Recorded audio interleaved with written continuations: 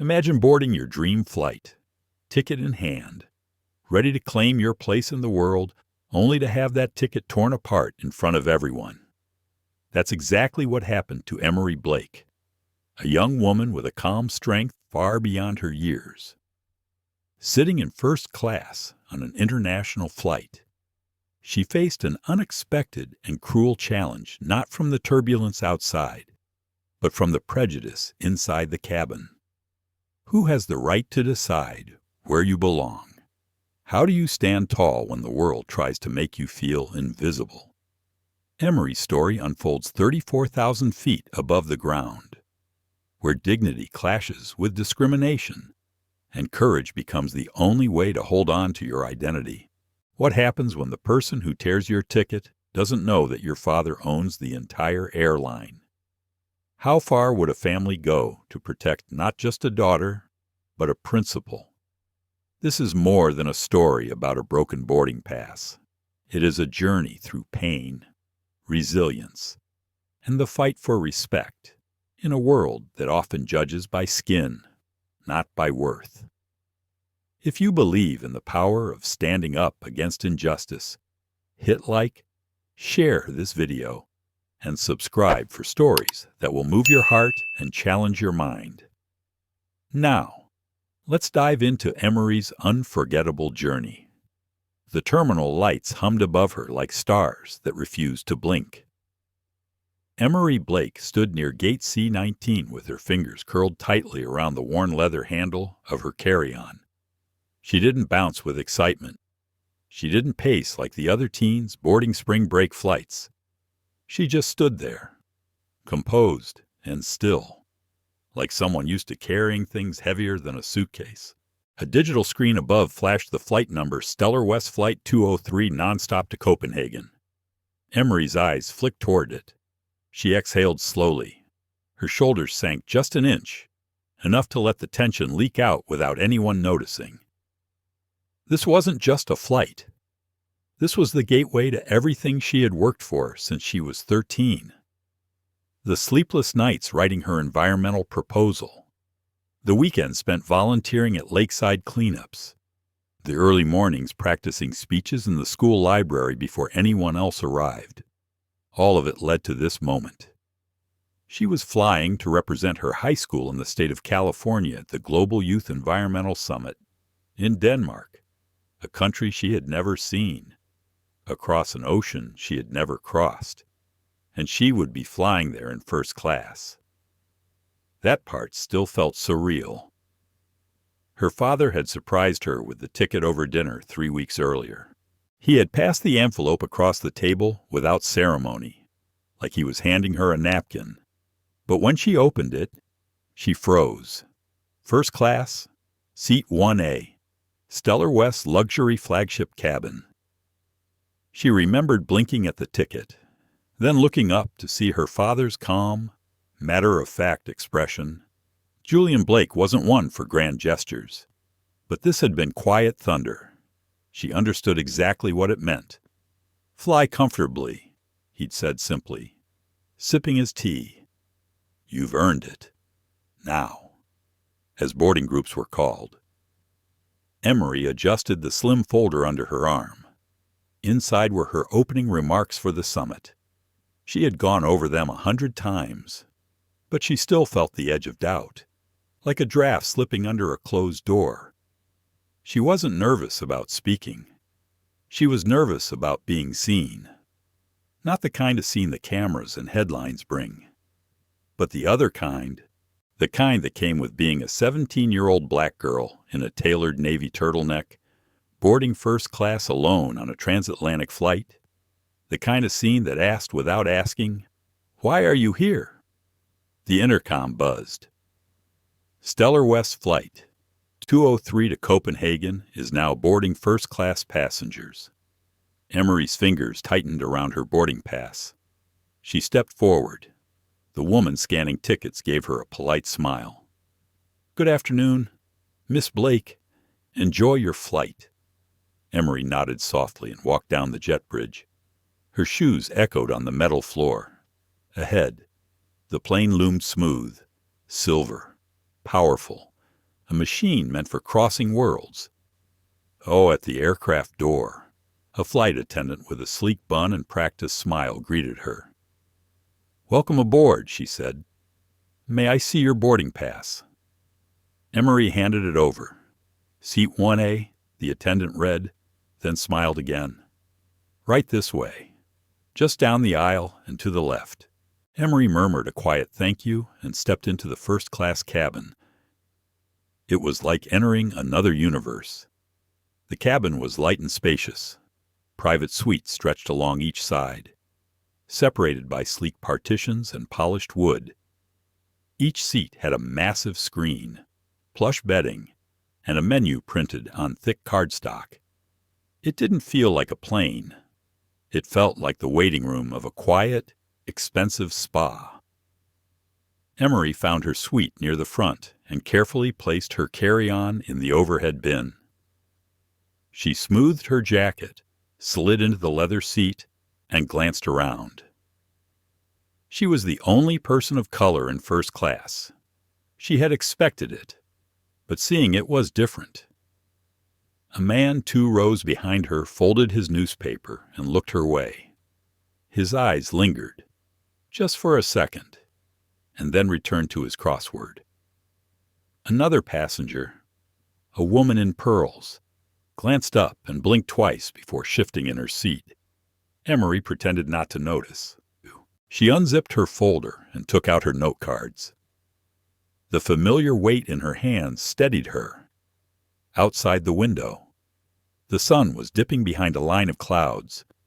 Golden light streamed across the tarmac. The plane shuddered slightly as cargo was loaded below. She leaned back and closed her eyes. For a moment, she allowed herself to feel proud. This wasn't a gift. This wasn't luck. This was earned. And yet, somewhere inside her chest, a whisper of unease curled tight. She didn't know where it came from. She didn't know why it stayed. She opened her eyes and glanced at the time. 20 minutes until takeoff. She looked around the cabin again. The other passengers were absorbed in their devices, their drinks, their own comfort. Then her gaze stopped. Near the front of the cabin, just outside the galley, stood a man in a pilot's uniform. He was tall, with graying temples and a face carved from years of command. His name tag read, Captain Rick Halden. He wasn't smiling. He was watching her. Their eyes met.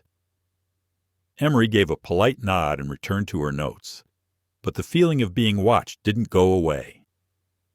The rain had just begun to fall when Julian Blake pulled his car into the driveway that evening, 3 weeks earlier. The kind of soft drizzle that slicked the sidewalks and made the world feel a little slower. Inside the house, Emery was seated at the kitchen table, a stack of books surrounding her like a fortress. A cup of tea sat untouched beside her notebook, steam curling into the quiet. Julian walked in without a word, carrying a plain white envelope in his hand. He didn't announce himself. He never needed to. Emery looked up the moment the door clicked shut. "You're home early," she said, surprised. Julian smiled faintly, rain still clinging to the shoulders of his coat. "Only by 10 minutes," he said. "But I brought something." He placed the envelope in front of her like it was nothing. No fanfare, no teasing smirk, just an envelope with her name on it in his sharp, slanted handwriting. Emery raised an eyebrow. "This isn't another article clipping about ocean warming, is it?" "No," he said simply. "Open it." She did, and for a few seconds, she didn't move. Her eyes scanned the contents again and again, trying to make sense of the words printed in dark ink. First class, Seat 1A, StellarWest Airlines. Non-stop, Oakland to Copenhagen. She looked up, mouth slightly open. "Dad?" Julian pulled out the chair across from her and sat down, resting his elbows on the table. "You've earned it," he said. And I want you to arrive rested, focused, confident. You didn't have to do this, she said, still stunned. I would have been fine in economy. I know, he replied. That's exactly why I did. Julian Blake wasn't a flashy man. He didn't wear tailored suits or drive fast cars. His voice rarely rose above a calm baritone. But beneath that stillness was a mind sharp enough to reshape an industry. Over the past decade, he had quietly become one of the most influential tech founders on the West Coast. When StellarWest Airlines was on the brink of collapse 5 years ago, Julian stepped in. Not because he wanted an airline, but because he saw an opportunity to build something better from the bones of something broken. He never made public statements. He never put his name on the fleet, but his influence touched every inch of the brand, from the cabin design to the hiring protocols. And he was determined that the airline would reflect the values he held dear: quiet excellence, thoughtful service, respect above all else. But to Emery, he was just Dad. The man who played jazz records on Saturday mornings while making blueberry pancakes. The man who never told her she had to win, but always told her she had to try. The man who had tucked her into bed every night with a line she still carried like a talisman. Hold your head high, Emery, and when you walk into a room, make sure the room feels it. He had said it again that night at the kitchen table, after she had thanked him for the ticket for the 3rd time. I don't want people to think I'm showing off, she admitted quietly. Julian had looked at her with something between pride and warning in his eyes. Showing off is when you flaunt what you didn't earn, he said. But this is yours. Every hour you spent, every paper you wrote, every time you spoke up when it was easier to stay quiet. This seat is not a gift. It's a reflection. She had nodded slowly, the words settling into her bones. Now, seated in that very seat thousands of miles from home. Emery remembered that moment like it had happened seconds ago. She could still feel the slight tremble in her fingers when she first held the ticket. She could still see the quiet certainty in her father's expression. She reached into the small compartment beside her seat and pulled out her journal. The leather cover was worn from years of use, and inside were pages filled with everything from scientific notes to late-night poetry. She opened to a blank page and wrote, slowly and with purpose, "This seat is a reflection." Then she stared at the words for a long time. Outside the aircraft, the last carts of luggage were being loaded. The crew moved with efficiency, securing the cabin for departure. Emery could hear faint instructions being relayed over the intercom, the comforting hum of readiness. A flight attendant passed by her suite and paused. This was a different one than before. Younger, with a clipped British accent and curious eyes. He glanced down at her notes. Preparing for something important, he asked kindly. Emery nodded. A summit. In Copenhagen? Ah, he said, impressed. Business class gets a lot of meetings, but not many movements. She smiled slightly. I guess I'm trying to be both. The attendant chuckled and moved on, but the comment lingered with her. A movement. That's what this trip had started to feel like. Bigger than herself, bigger than even the summit. The cabin lights dimmed slightly as the aircraft doors closed. The captain's voice crackled overhead. Ladies and gentlemen, this is your captain speaking. Welcome aboard StellarWest Flight 203 nonstop service to Copenhagen. We'll be taxiing shortly. Estimated flight time is 9 hours and 45 minutes. Please make sure your seatbelt is fastened and all devices are set to airplane mode. His voice was steady, professional, and without warmth. Emery noticed how it changed the air in the room. Several passengers sat up straighter. The authority in that voice was unquestioned, and for a brief moment, it felt as if that voice owned the air she breathed. But then she closed her eyes. She took a deep breath, and she remembered something else her father had once told her when she was 12 and came home crying from school because a teacher assumed she hadn't done her own science project. "They can question your presence," he had said, his voice quiet but sharp. "But they can't erase your purpose. That belongs to you." A quiet chime signaled final cabin check. Emery fastened her seatbelt and placed her journal back beside her. The plane began to taxi, and somewhere, on another aircraft crossing the sky in the opposite direction, Julian Blake was wrapping up a meeting that could wait. Because what mattered most to him at that moment wasn't a merger or a product launch. It was his daughter, up in the air, walking through the clouds, fulfilling the promise she carried in her heart. The nose of the aircraft turned slowly onto the runway.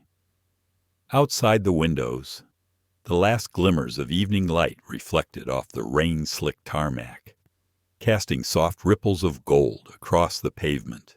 Inside the cabin, a gentle hush had settled, the kind that always came just before takeoff. Passengers closed laptops, buckled seatbelts, and lowered window shades. The hum of the engines deepened, rising from a soft whisper to something more like thunder gathering far away. Emery Blake sat perfectly still in seat 1A.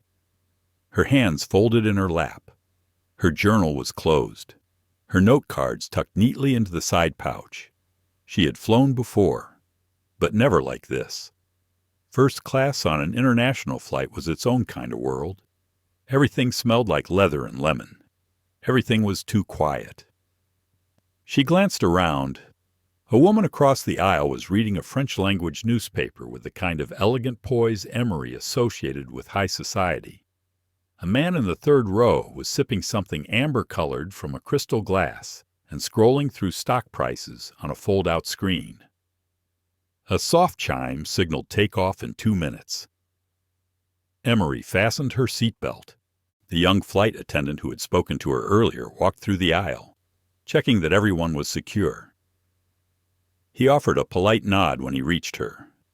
She returned it. Then she saw him, a white man, maybe mid-50s, dressed in a navy suit 2 rows behind her. He had salt and pepper hair and a Rolex that glinted with every wrist movement. He had been quiet before, but now he was watching her. Not obviously, just a glance, then another. His eyes moved from her face to her seat number, to her boarding pass, which sat in her lap like a flag. She shifted slightly, lowering her gaze, pretending not to notice. But she felt it. That look, that flicker, the one that didn't ask questions with words, but with disbelief. Her fingers traced the edge of the armrest.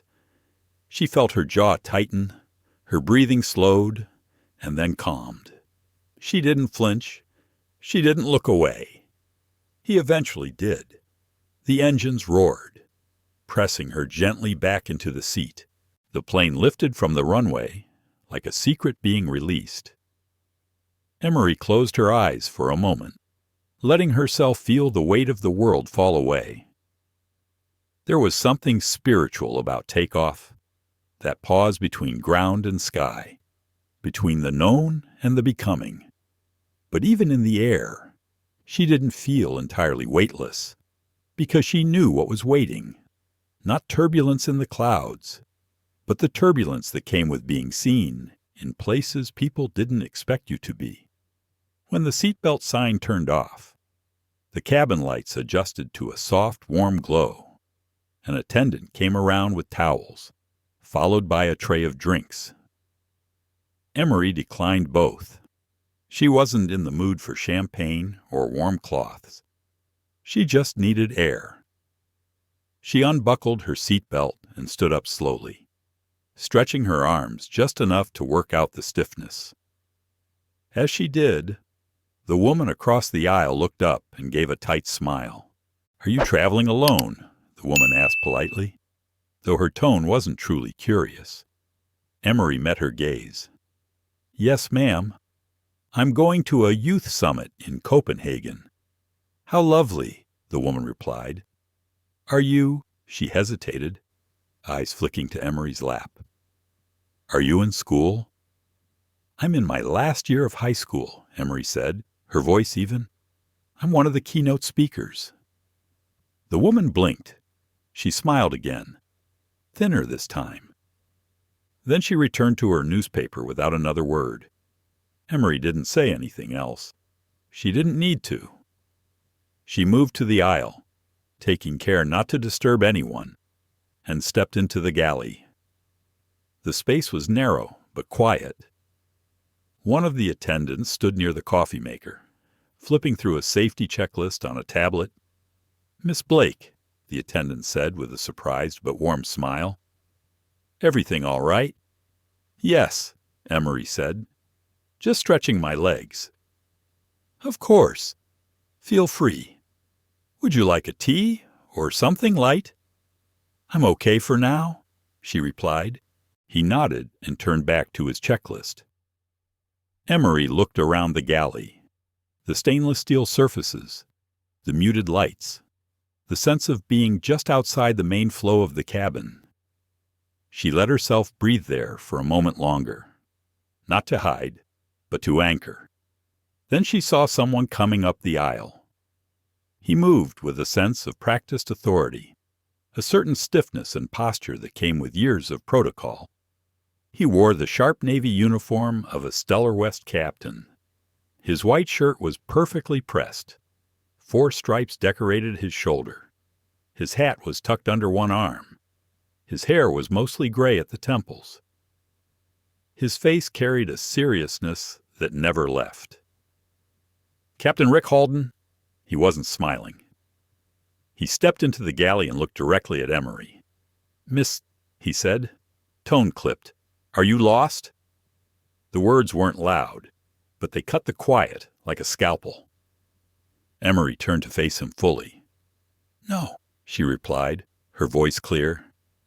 "I'm in seat 1A. He frowned slightly. "I see. May I see your boarding pass?" "It's on my seat," she said, "but I'm happy to return with you." Halden hesitated. There was something unreadable in his expression, something that flickered between protocol and something else. He turned slightly, motioning for her to follow. They walked the short distance back to the cabin. As they passed down the aisle, a few passengers glanced up, some curious, others indifferent. Emery could feel her heart begin to beat faster, not with fear, but with a kind of dull, growing burn in her chest. They stopped at her seat. The boarding pass was right where she had left it. Halden picked it up. He looked at it, then at her, then back at the pass. His eyes scanned the name. Emery Blake, seat 1A, first class. For a second, he said nothing. Then he tilted his head slightly, almost like he didn't believe what he was holding. Then, without a word, without explanation, he ripped the ticket in half. The sound was crisp. It echoed through the quiet cabin like a slap. Several passengers turned. A few gasped softly. Emery froze. Halden looked her dead in the eyes. "This is not your seat," he said flatly. "You need to collect your things and move to the back of the plane. Now." The words were not shouted. They were measured, but every syllable felt like a stone being dropped onto her chest.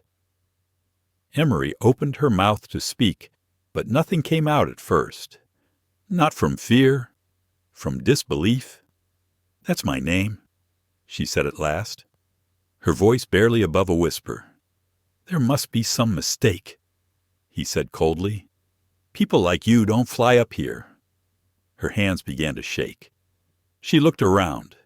Every eye was on her, every passenger watching this unfold like a live courtroom. Her cheeks flushed with heat. Her lungs pulled in air that tasted bitter and stale. But even in that moment, something inside her remained solid, like steel under snow. She looked directly at him, and then she spoke. Emery didn't flinch, not when the eyes of the entire first-class cabin shifted toward her, not when the boarding pass was ripped apart with casual finality, and not when the man in the captain's uniform, the one whose voice carried weight in the sky, looked at her as if she had no right to exist in the space she had rightfully earned.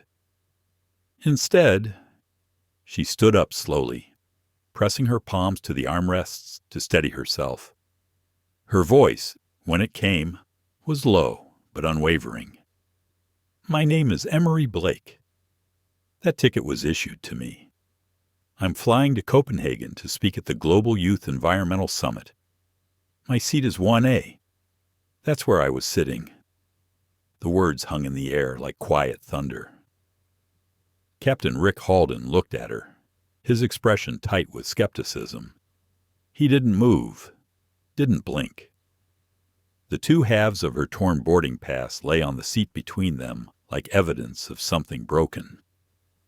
"There's no need to create a scene," he said sharply. "I'm not creating one," Emery replied. "I'm responding to one." That earned a few quiet exhales from the cabin. Not laughter, not gasps, just breath. The kind that comes when something long ignored is suddenly undeniable. The woman in the pearl earrings across the aisle shifted uncomfortably in her seat. The businessman from earlier had lowered his screen and now watched silently. Even the flight attendants seemed unsure of what to do. A few stood frozen by the galley, eyes flicking between Emery and the captain. Then a familiar voice rose from behind. "Excuse me, sir," said the young male flight attendant who had earlier offered her tea. He stepped forward with measured politeness, but his expression was alert. "Is there an issue with the passenger?" Halden didn't look at him. "There's been a mistake," the captain said. "She's not in the correct cabin." The attendant hesitated. He looked at Emery, then at the torn ticket. His eyes flicked briefly to Halden's hands, then back to her. "With respect, Captain," he said quietly, "shouldn't we verify her booking before making that determination?" Halden's jaw flexed. "I've been flying long enough to spot when someone's not where they belong," he said. "And I'm not interested in arguments. I make the call." Emery stared at him, stunned not just by the tone, but by the certainty behind it. There was no doubt in his voice, no question in his posture, just assumption dressed up in authority. She remembered something her mother once said, years ago during a car ride home from school. They had just driven past a restaurant where the staff had ignored them until they walked out.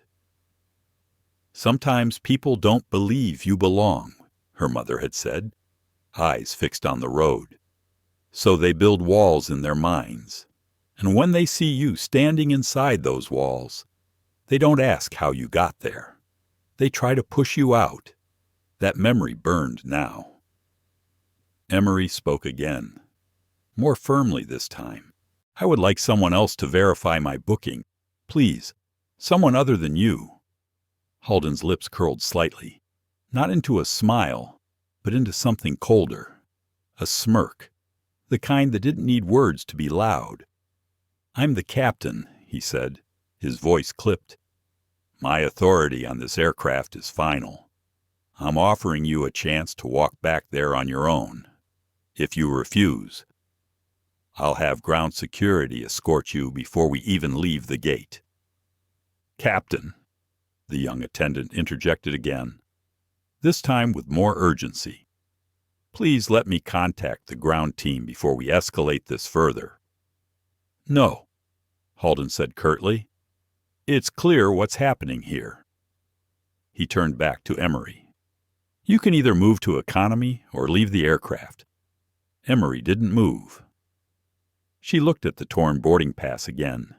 Her name, her seat, split in two. She felt it then, not rage, not fear, but a slow, simmering heartbreak. The kind that doesn't shout, doesn't scream, but folds inward. She had done everything right. She had followed every rule. And still, here she was, being treated like a liar in a room full of silence. A tear welled at the edge of her eye, but she blinked it away. She would not give him that. "Very well," she said quietly. "But I want it on record that you removed me from my assigned seat without verifying my boarding status." She looked to the attendant beside her. "Can you confirm my name?" The young man nodded, stepped to the screen mounted beside the galley wall, and tapped a few times. He frowned, then his eyes widened slightly. He looked from the screen to her, then back again. The captain stepped forward. "What is it?" Halden asked.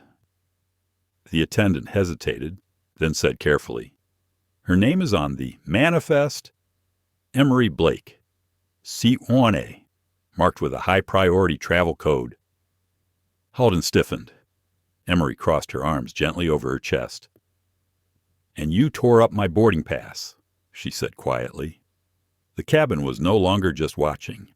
It was holding its breath. Halden turned away, avoiding her gaze. "I'll speak with the ground supervisor," he muttered, but the weight of the moment was already heavy on his shoulders. The attendant turned back to Emery, his voice now apologetic and slightly shaken. "I'm so sorry. Miss Blake, would you like to join me in the galley while we sort this out?" Emery looked around. The silence in the cabin was louder than any voice. She nodded. "Yes, please." She followed the attendant to the galley again, but this time not to escape. This time, it was to witness what happened next. Back at her seat, the torn ticket remained. A symbol, a warning, a question. Who gets to decide who belongs? The galley was quieter than the cabin. The polished surfaces gleamed under low lighting, and the faint aroma of coffee lingered in the air. Emery stood near the service cart, her arms folded loosely, her breath even, but inside her chest, something cracked. The pieces of her torn boarding pass were still back at her seat, one half with her name, one half with her destination, split by a man who never once questioned his right to do it. The flight attendant, the young one with the careful hands and gentle voice, stood across from her now. His name tag read Marcus. He had a furrow in his brow, the kind that came from someone trying to make sense of something that shouldn't have happened. Emery leaned her back against the wall and closed her eyes for a second. She wasn't tired. She was just bracing. "I'm so sorry about that," Marcus said quietly. "That was completely uncalled for." "It was deliberate," Emery replied, eyes still closed. He didn't ask. He decided. Marcus looked down, as if ashamed by association. "I radioed ground services. They're pulling up your full booking file now. I included the captain's actions in the report." She nodded. A moment passed. Then she opened her eyes and studied him. "Have you worked with him before?" Marcus hesitated. "Only once or twice. Captain Halden's old school. He's particular." "Particular," Emery repeated softly, the word tasting bitter. Marcus didn't answer. He didn't need to. Emery stepped away from the wall and walked slowly to the small jump seat by the bulkhead. She sat, her knees pulled slightly inward, hands resting in her lap, her fingers curled around each other. Outside the galley curtain, the first-class cabin remained quiet, but she could feel them, the passengers, the whispers, the sideways glances. They had seen the moment. The tear, the confrontation. Emery felt the humiliation press in like fog. Not loud, just heavy. She wanted to scream, but screaming had never been her way. Instead, a tear slid from the corner of her left eye. Just one. It traced the curve of her cheek, slow and hot, and landed on the sleeve of her sweater. She wiped it away before Marcus could see, but he had already noticed, and something in his posture softened. "Miss Blake," he said gently, "you don't have to sit here alone." "I'm not," she said, and it was true. The silence was with her. The truth was with her. And somewhere in the sky, her father was too. The curtain moved. Another attendant stepped in. A woman this time, in her 50s, with deep lines around her eyes and a posture that spoke of decades of experience. She looked from Emery to Marcus and nodded slightly. "I'm Celeste," she said warmly, addressing Emery directly. "Senior on this flight. I heard what happened." Emery studied her. Celeste's uniform was crisp, but her eyes held something softer, something steady. "I don't know what else I'm supposed to do," Emery said, voice low. Celeste stepped forward and crouched slightly, lowering herself to eye level. "You did everything right," she said. "It's the rest of us that didn't." She reached into her apron pocket and pulled out a small tablet. After tapping a few times, she paused. Then her eyebrows lifted. "Oh my," she murmured. Emery looked up. "What is it?" Celeste's voice shifted. No longer just kind, but professional and alert. "Your name is flagged. VIP authorization. Code JB Alpha 1. Marcus glanced over her shoulder. "That's the owner-level designation." Celeste looked back at Emery. Slower this time. "Who booked this flight for you?" There was a pause. Emery considered the question. For most of her life, she had lived in the space between wanting to be seen and wanting to disappear. Her father had taught her that dignity didn't require explanation, that power, real power, was quiet. But tonight, something had been torn in front of a room full of strangers, and silence was no longer enough. "My father," she said softly. "Julian Blake." Celeste straightened slowly, her face shifting with recognition. The weight of the name settled between them. "Julian Blake," Celeste repeated. She didn't ask if it was true. She knew. The woman who had spent 3 decades flying for StellarWest knew exactly who he was. Not because his face was on billboards, but because his quiet fingerprints were on every corner of this aircraft, on the new hiring initiatives, on the upgraded crew training programs, on the company's sudden rise from near collapse to global reputation. He was the man who had rewritten the flight manual without shouting a single word. And this girl, this poised young woman sitting with dry eyes and a single tear mark, was his daughter. "I need to call the cockpit," Celeste said quietly. "Do not move from here. Please." Emery nodded. Celeste walked out. As the curtain closed behind her, Marcus turned to Emery, stunned. "Why didn't you say anything? Because I shouldn't have to," she said. "That's the point." Marcus sat across from her on a small crate and exhaled slowly. "You're right," he said. "You're absolutely right." Outside the galley, Celeste moved down the aisle with new urgency. The passengers who had witnessed the confrontation watched her go, some with concern, others with curiosity. The quiet returned, but this time it pulsed with the sense that something had shifted. Celeste stopped outside the cockpit, knocked once, and waited. The door opened. Captain Halden turned from his seat. "Yes." Celeste stepped in and held up her tablet. "We have a situation." Halden raised an eyebrow. "She's a VIP." Celeste continued. Code JB Alpha 1. That booking came directly through the executive office. Confirmed as high priority under the Blake protocol. Halden frowned. What are you talking about? Celeste took a breath. Julian Blake's daughter is sitting in seat 1A. The one whose boarding pass you ripped in front of 20 passengers. For the first time. Halden's face shifted. He blinked, then looked at the co-pilot. The co-pilot, a younger man named Miguel Torres, paled.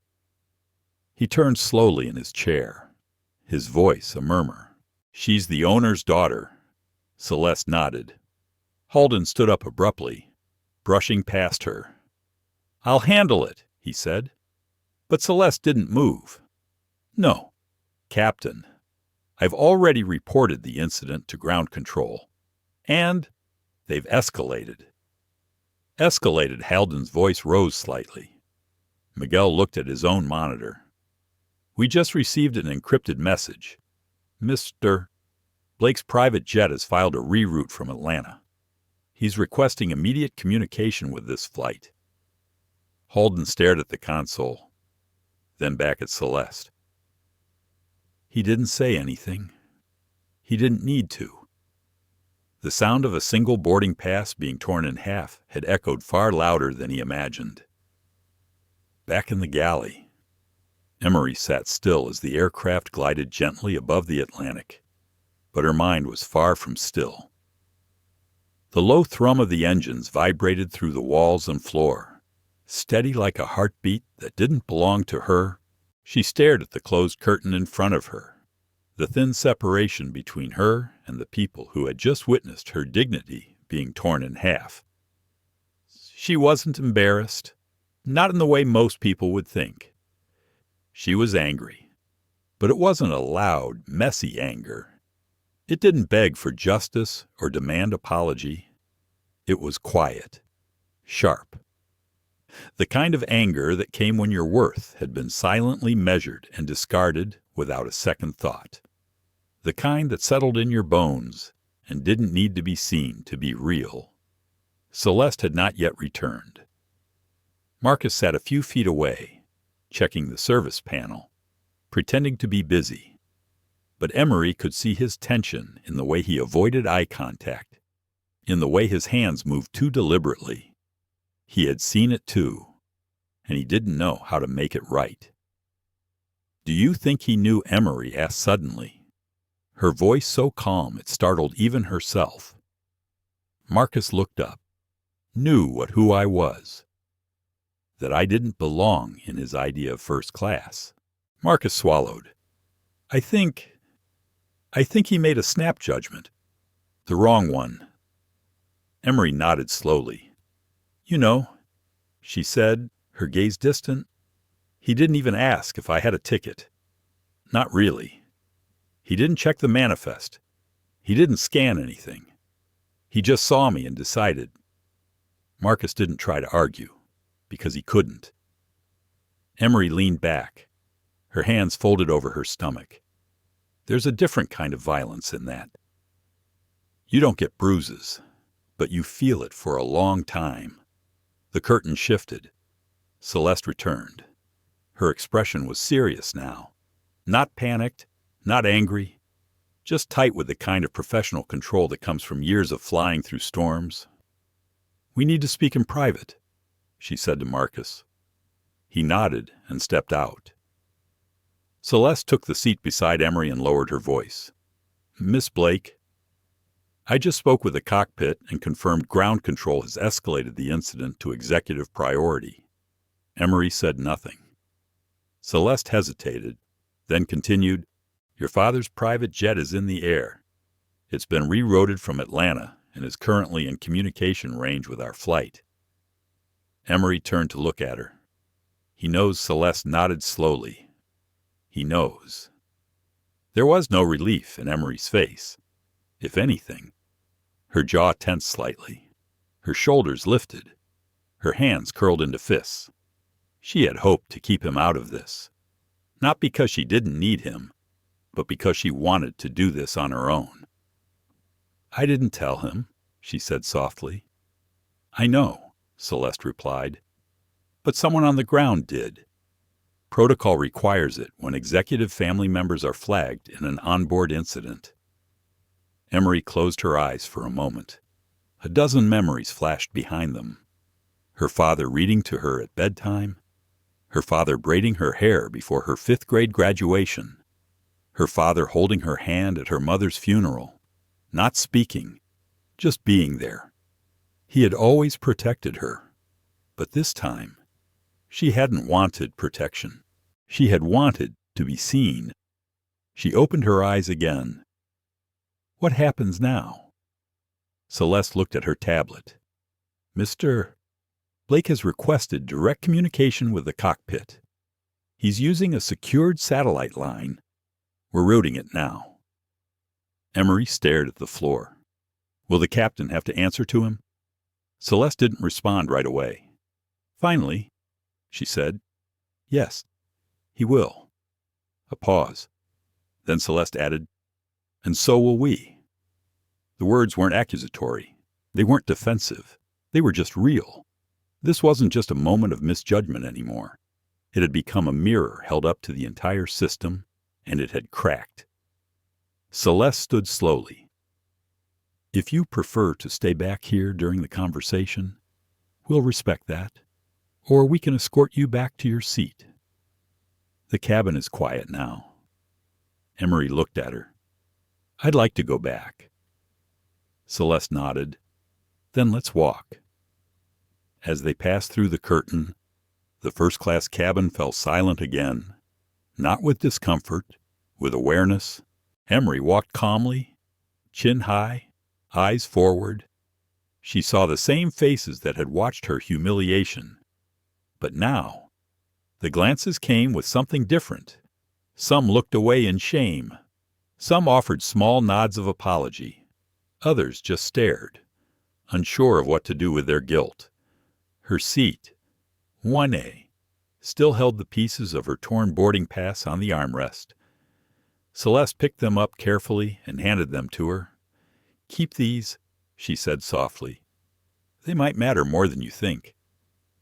Emery took them and sat down. Just as she settled in, the overhead intercom chimed. Oh, but it wasn't the captain who spoke. It was another voice, a voice smooth and commanding. Familiar. This is Julian Blake. I am addressing the flight crew of StellarWest 203 and specifically Captain Rick Halden. The cabin froze. Every passenger looked up. Every attendant stopped moving. You are currently operating an aircraft carrying my daughter, Emery Blake. Under a confirmed high-priority executive code, an incident has been reported involving the destruction of her boarding pass and your refusal to verify her identity. Emery stared straight ahead. Her father's voice filled the cabin. Calm, cold, unshakable. You have 60 seconds to report to the cockpit communications panel and explain this behavior directly.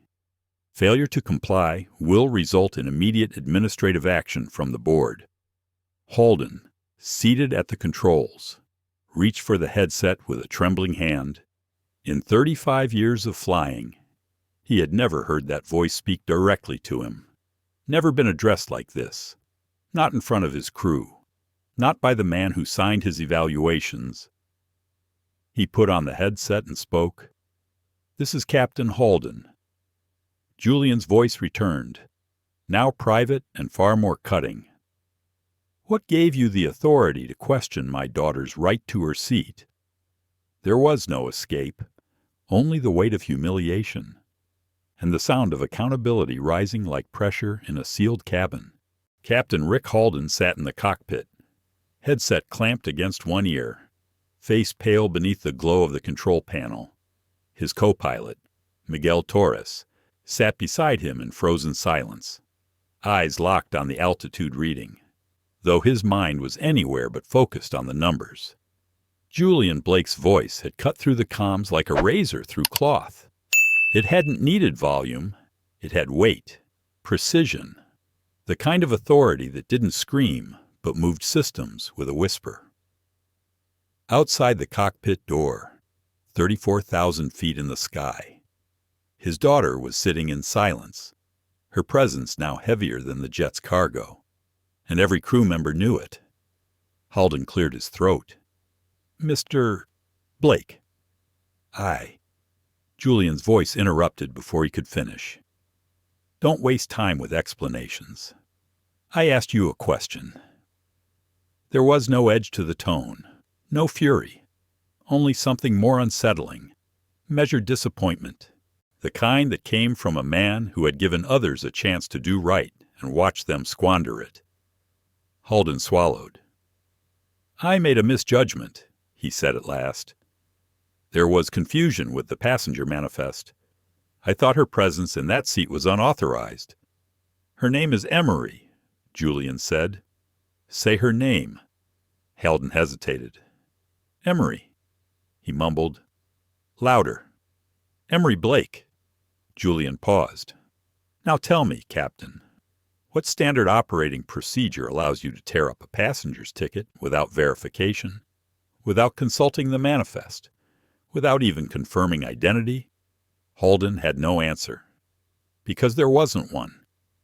Julian didn't fill the silence. He let it stretch. That silence wasn't empty. It was full of implication, full of gravity. "You didn't question her presence because of protocol," Julian said.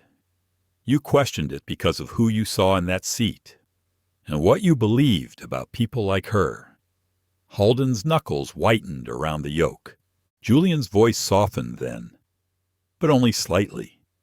"This is not just about my daughter. This is about how easily we strip dignity from those we assume don't belong. That cabin doesn't just carry status. It carries memory. It carries weight.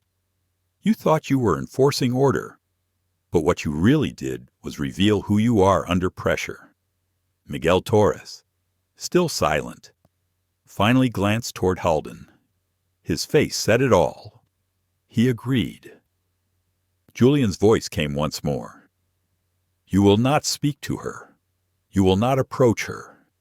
You will file a full incident report upon landing, and effective immediately. StellarWest will place you under executive review. That decision has already been approved by the board." Halden sat back in his seat, stripped, unmoored, the pilot of a machine he no longer controlled. Outside the cockpit, the cabin hummed with quiet tension. In seat 1I, Emery sat with her hands folded in her lap, unaware of the exact words exchanged, but sensing the ripple through the air. She didn't want revenge. She didn't need someone to fall, but she needed something to break. And maybe, just maybe, something finally had. Celeste returned, standing beside her with quiet reverence. Marcus followed, his expression still caught between admiration and regret. "We've revalidated your seat," Celeste said gently. "We're offering you anything you need for the remainder of the flight." Emery nodded. "I'd like some water," she said. "Room temperature." Celeste smiled. "Coming right up." She walked away, and Marcus lingered. "I looked up the summit you're attending," he said quietly. "You're speaking on youth climate ethics." "Yeah, what's impressive?" Emery gave a soft shrug. "It's not about being impressive. It's about being heard." Marcus looked down. "I heard you," he said. A few moments passed, and he stepped away. As Emery sat alone again, the seat suddenly felt different. It hadn't changed, but everything around it had. The people had. The air had. Not because they saw her differently now, but because they knew who had seen her all along. The man who raised her. The man who didn't raise his voice but made entire systems move. The man who gave her her name and taught her never to let anyone shrink it.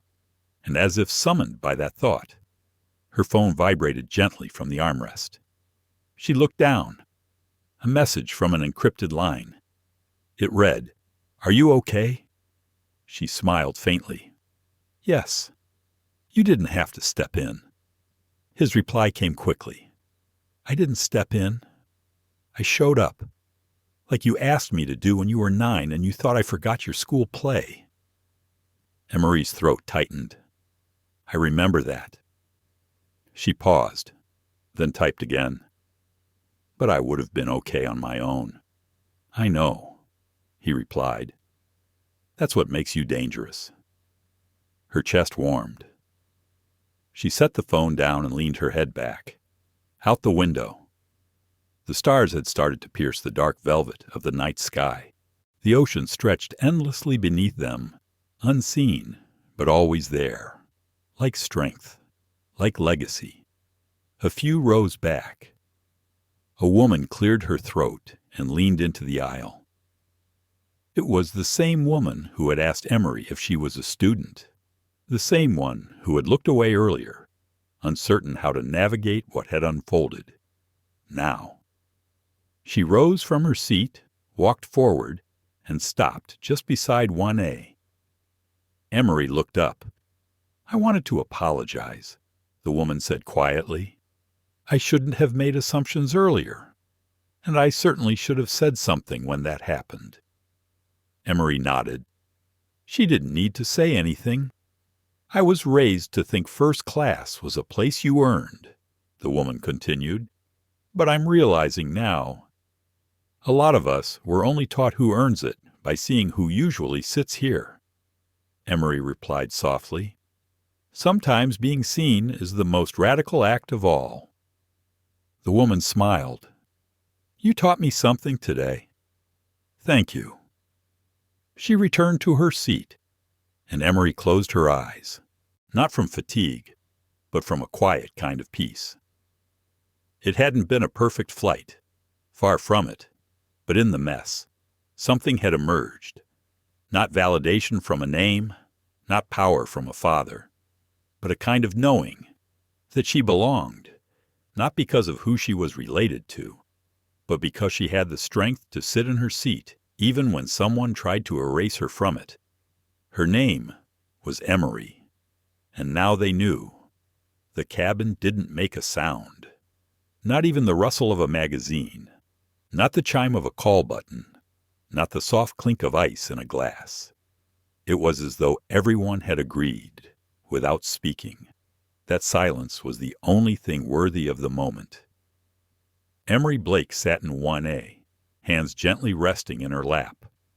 Her phone dark beside her eyes fixed on the horizon line visible beyond the clouds. The engine still hummed. The jet still sliced through air at cruising altitude. But time inside the aircraft had slowed. She could feel it in the stillness, the quiet awe of those who had once questioned her, now sitting in the presence of something they had not expected. Not power in the traditional sense, not the kind that came from money or corporate muscle, but a different kind of presence, one that didn't need to announce itself to be undeniable. Celeste approached her with a fresh glass of water, placing it on the tray table with the care of someone setting a candle in a church. Thank you, Emery said, her voice gentle. Celeste offered a quiet nod. If you need anything at all, we're here. Emery gave her a small smile, then turned back to the window. Across the aisle, a man in a charcoal suit shifted in his seat. He had watched everything unfold earlier with that same tight-lipped discomfort so many had, not anger, not support, just a fear of choosing sides in a conflict he didn't want to be part of. Now, he cleared his throat and leaned slightly toward her. I just wanted to say, he began, that what happened earlier, it wasn't right. Emery turned her head toward him, listening.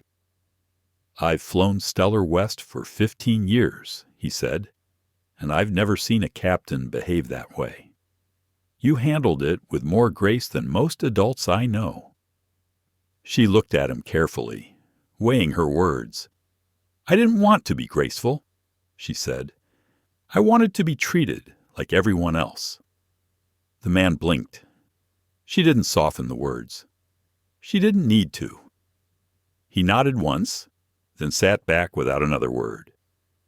Some truths don't need explanations. They just need space to land. A chime rang overhead. The voice that came next surprised everyone. This is First Officer Miguel Torres speaking from the flight deck. Passengers stirred. The captain has stepped away from his duties for the remainder of this flight. Torres continued, I will be handling all flight operations until we arrive in Copenhagen. The announcement was calm, professional, devoid of drama, but it said everything that needed to be said. Rick Halden had been removed.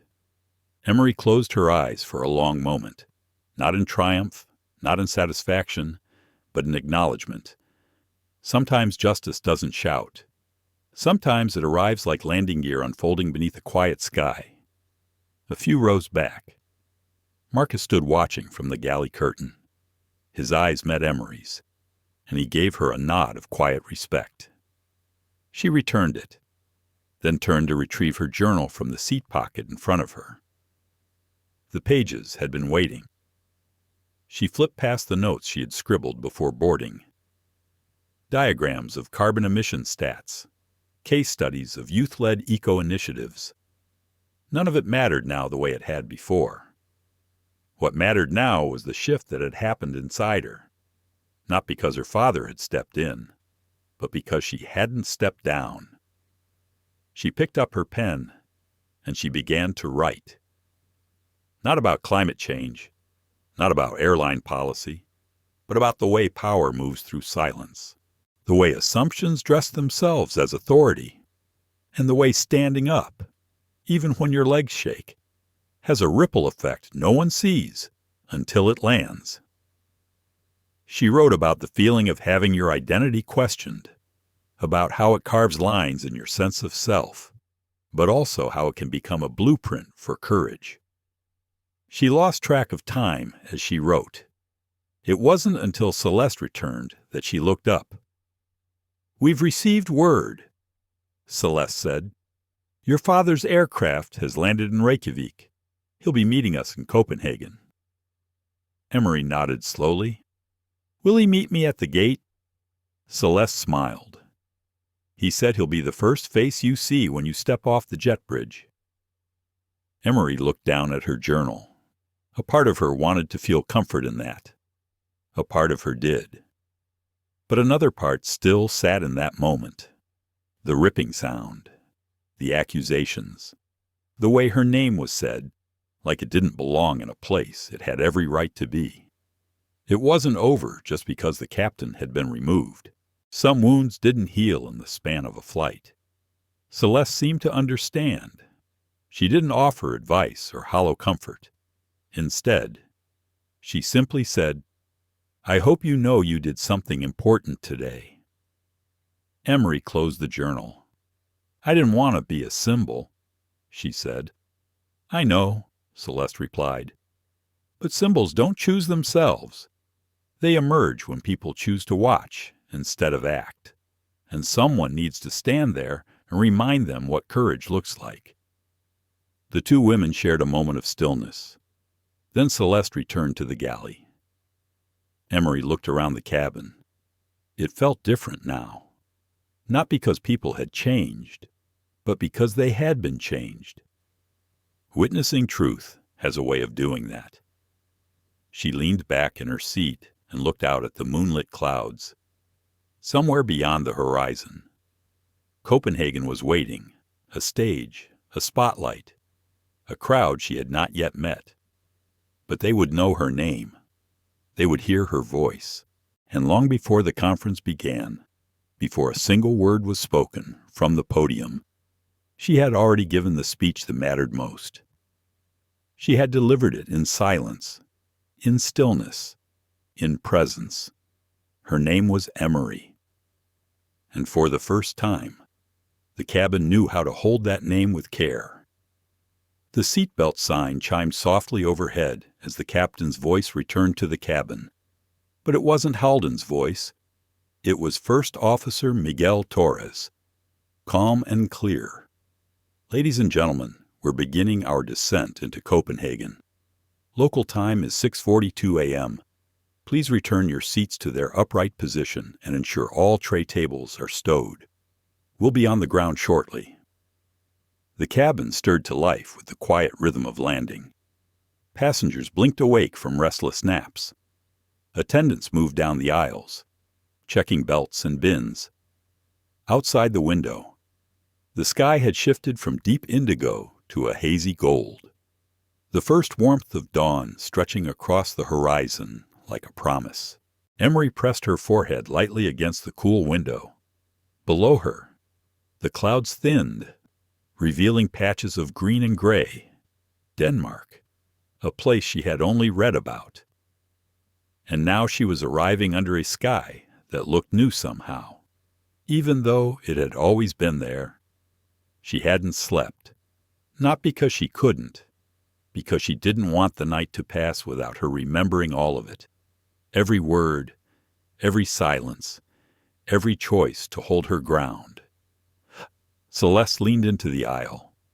"Still doing okay." Emery nodded, her voice soft. "Yes, thank you." She glanced at Marcus, who stood just behind Celeste near the galley. He caught her eye and gave a small smile. "You sure you don't want breakfast?" he asked gently. "I'm not hungry," Emery said, "but thank you." He hesitated, then said, "I printed something for you." He held up a folded sheet of paper. She took it and opened it slowly.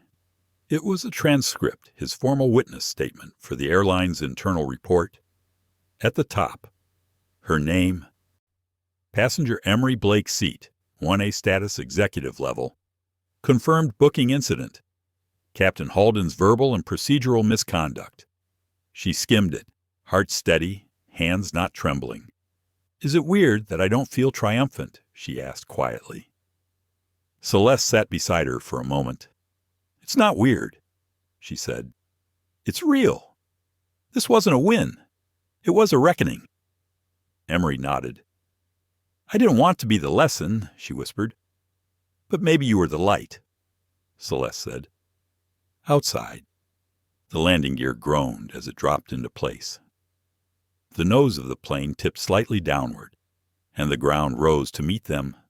A new city, a new day, and the end of one of the longest nights of her life. When the wheels touched down, there was a soft collective breath across the cabin. Some passengers clapped, most didn't. It wasn't that kind of landing. It was quieter, more personal. Like everyone knew they were returning to Earth a little changed. The aircraft taxied slowly along the runway, past hangars and towers and early morning airport lights. Emery looked out the window again and saw another jet parked off to the side, sleek and silver with no commercial markings. She knew whose it was. Julian Blake's plane. Her father was here. She exhaled slowly, pressing a palm to her chest. Not to steady herself, just to feel the moment in her body, to mark it. The chime rang once more. Cabin crew, doors to arrival and cross-check. Passengers began to rise. Bags were pulled from overhead bins, laptops tucked back into cases. Neck pillows and headphones and sleep masks disappeared into backpacks. But no one moved near Emery's seat. They all waited. She was the first to stand. Celeste handed her a carry-on that had been stowed securely. "You have everything?" she asked. Emery nodded. "I'm ready." Marcus met her at the front of the cabin. "We'll escort you out," he said. "The terminal team is waiting, and someone else is too." The door opened with a gentle hiss, and the cool air of the Copenhagen morning flowed in. Emery stepped into the jet bridge. Her shoes made soft sounds against the metal floor. Her shadow stretched in front of her, lit by the soft yellow glow of overhead fixtures. And then she saw him. Julian Blake, tall, composed, dressed in a navy coat, scarf tucked neatly beneath the collar. His face carried fatigue, but his eyes held nothing but clarity. He opened his arms, and for the first time since leaving Oakland, she let herself fall forward. She melted into his embrace, arms wrapped tight around his waist, her face buried in his chest. "I'm sorry," she whispered. "For what?" he asked, holding her steady. "For needing you?" He pulled back slightly and looked down at her. "You didn't need me," he said. "You called no one. You walked through that alone." She blinked tears from her eyes. "But I wanted you there." Julian nodded. "Then I'm exactly where I'm supposed to be." They stood like that for another moment. Father and daughter reunited at the edge of a place where the air still held silence from the sky. Then he reached for her bag. "You've got a summit to attend," he said. "Let's get you there." As they walked through the terminal, Julian stayed just a step behind her, letting her lead, letting her light cast the path. Along the glass walls, a few airport staff watched them pass. Some knew who he was, some didn't, but they all looked at Emery, not as the daughter of anyone, but as someone who had come through something, with grace, with truth. They reached a waiting car outside. Before Emery stepped in, she turned and looked at the aircraft they had just left behind. The StellarWest logo gleamed on the fuselage, but she didn't look at the brand. She looked at the cabin windows and imagined how many stories had played out behind them, how many names had been mispronounced or doubted, how many passengers had walked off believing they didn't belong, and how many more might now feel the courage to speak when something goes wrong, because of her, because she had stayed in her seat, because she had said, "My name is Emery," and refused to let anyone make her shrink. The summit hall in central Copenhagen buzzed with the quiet intensity of a morning not yet in full swing. Outside, frost clung to cobblestones. Inside, LED screens flickered to life. Water glasses clinked softly on podiums, and technicians whispered final checks into headsets as rows of chairs began to fill. Emery Blake stood just beyond the side curtain, a laminated badge around her neck and her hair pulled into a neat, low bun. She wore a blazer too big in the shoulders and flats that pinched slightly at the toes, but none of that mattered now. Her hands were warm. Her spine was steady. This was supposed to be her first speech on an international stage. Originally, she had prepared for a 20-minute talk about environmental accountability and the power of youth-led climate data models, charts, projections, impact statistics.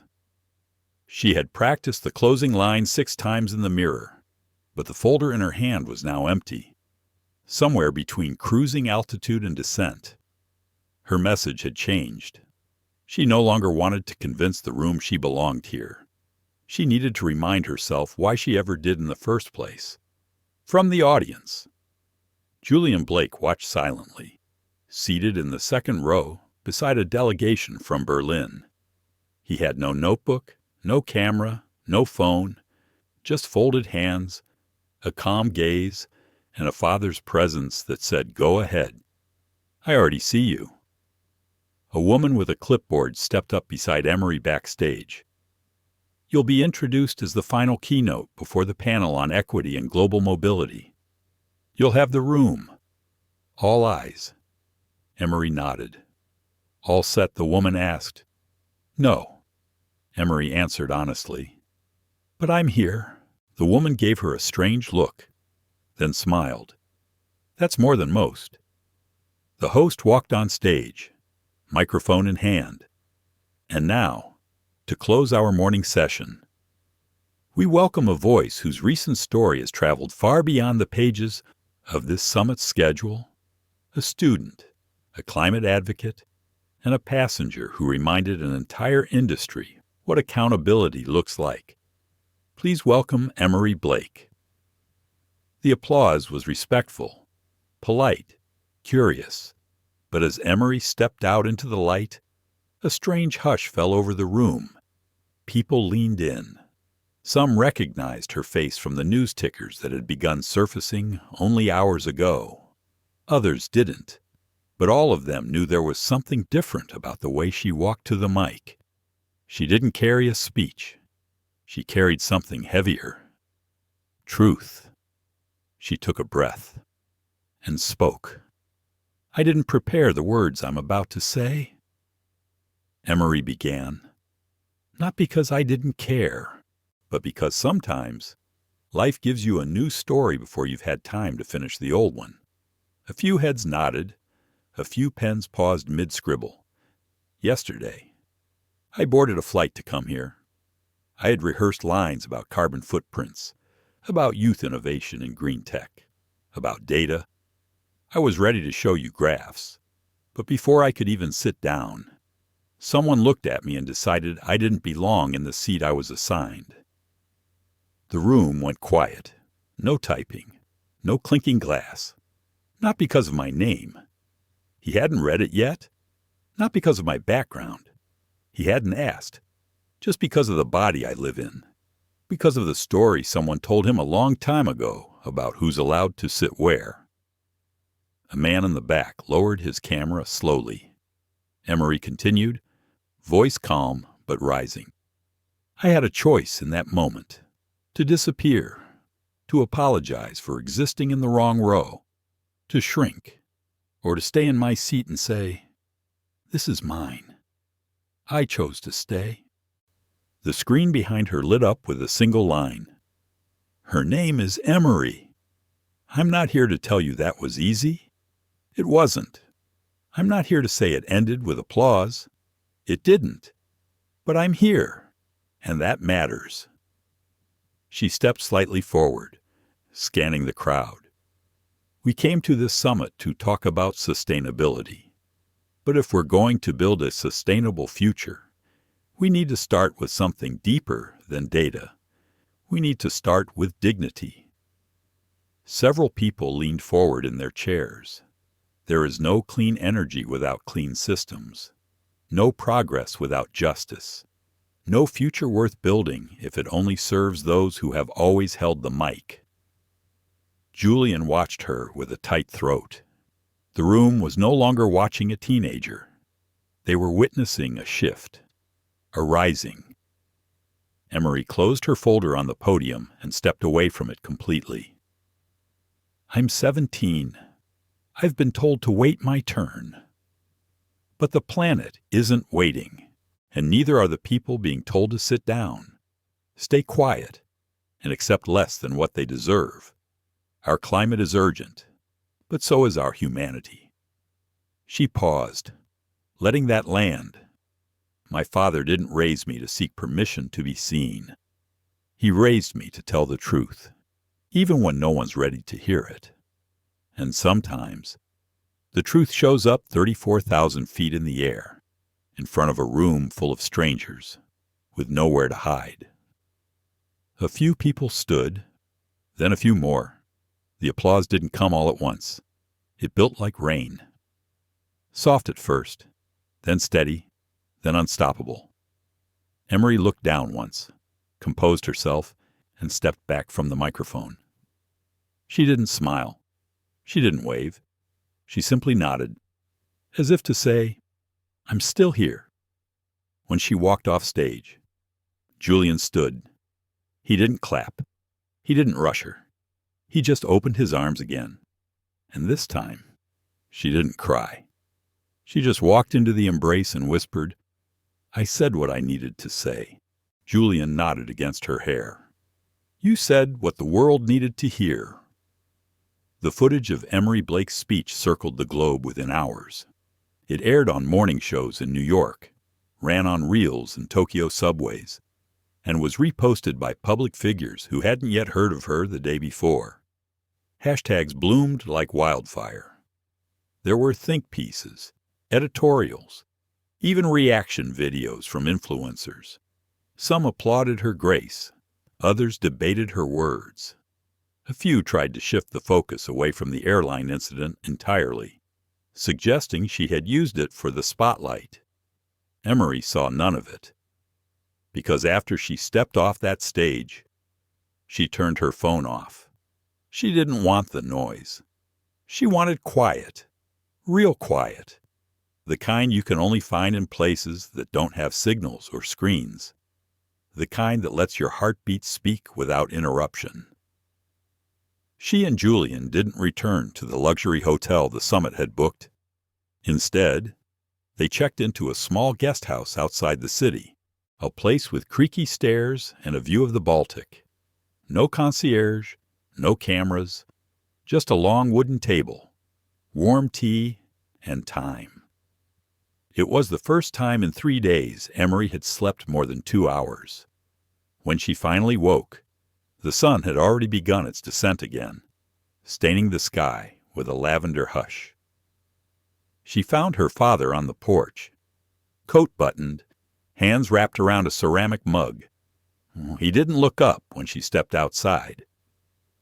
He just held out the second mug he had been saving for her. She took it, sat beside him, and for a while, they said nothing. It wasn't a silence that needed to be filled. It was a silence earned. Finally, Julian spoke. "You were brilliant." Emery sipped her tea.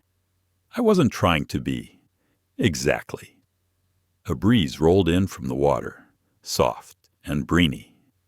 It reminded Emery of childhood summers they'd spent near the coast, when her mother was still alive and life had felt much smaller, much safer.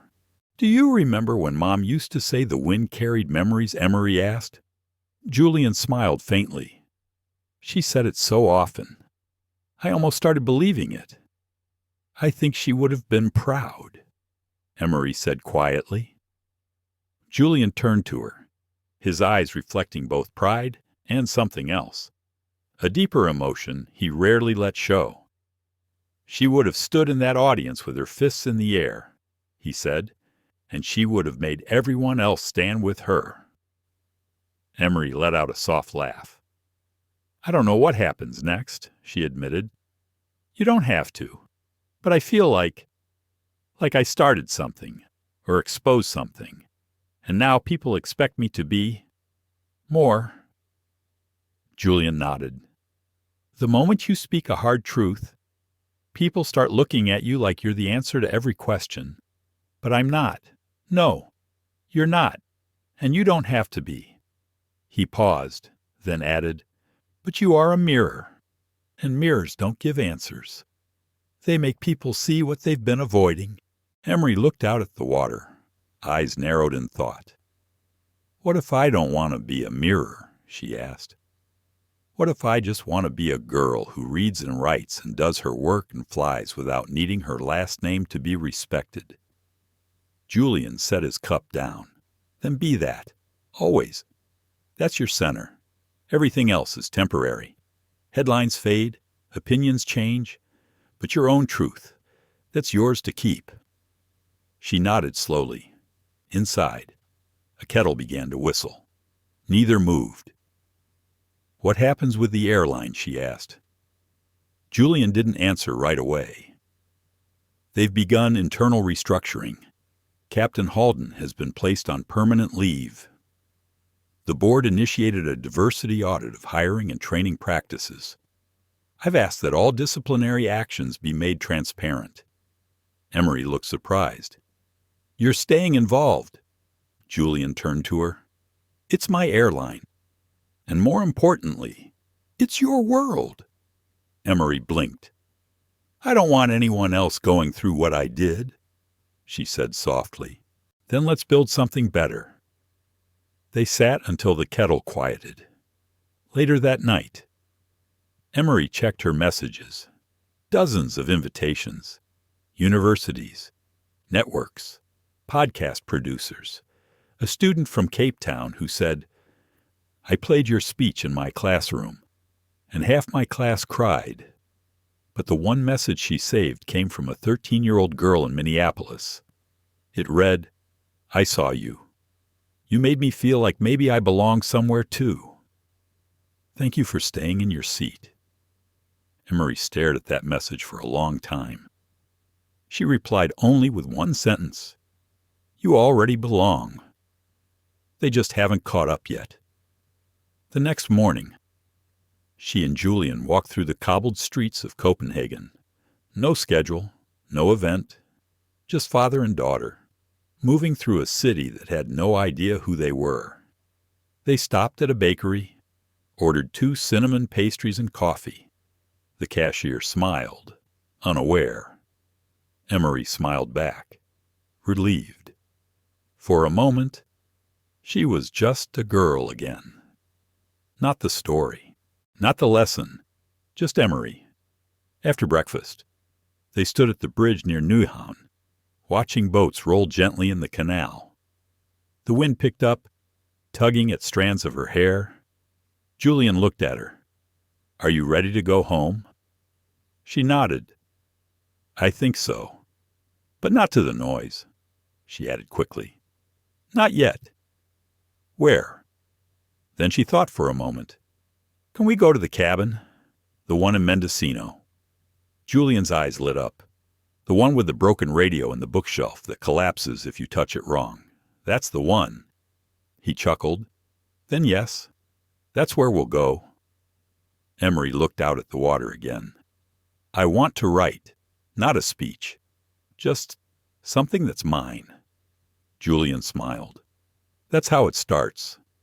And just like that, the world began to shrink again, not in fear, in peace. Because what the cameras didn't capture, what the news didn't say, what the hashtags couldn't convey, or was that the bravest thing Emery Blake did wasn't speaking at the summit? It was reclaiming her own silence, her own pace, her own name, and letting it be enough. The small cabin perched on the rugged Mendocino coastline was quiet except for the gentle rustling of the tall pines outside and the distant roar of the ocean waves crashing against the cliffs below. Inside, the warmth from the wood stove cast soft shadows across worn leather chairs and stacks of well-thumbed books. Emery Blake stood by the window, looking out at the vast Pacific. The sky was a deep twilight blue, streaked with the faintest hints of stars. It was a world away from the polished interiors of the StellarWest Airbus and the hushed intensity of the Copenhagen summit. Her phone was silent on the wooden table, no notifications demanding her attention, no news alerts, no messages, just silence. A silence she had chosen. Julian Blake entered the room carrying 2 mugs of herbal tea, the steam rising in lazy spirals. He handed one to Emery and took a seat beside her. You look peaceful, he said softly. Emery smiled faintly. I feel peaceful. They sat side by side, watching the dark horizon where the ocean met the sky. The moment felt fragile, like the pause between notes in a song, a time to breathe, to remember. It's been a long journey, Julian said. Emery nodded. Not just the flight. Everything. Do you regret it? He asked, his gaze steady. She thought for a moment. No, but I didn't expect it to feel so heavy. Julian smiled knowingly.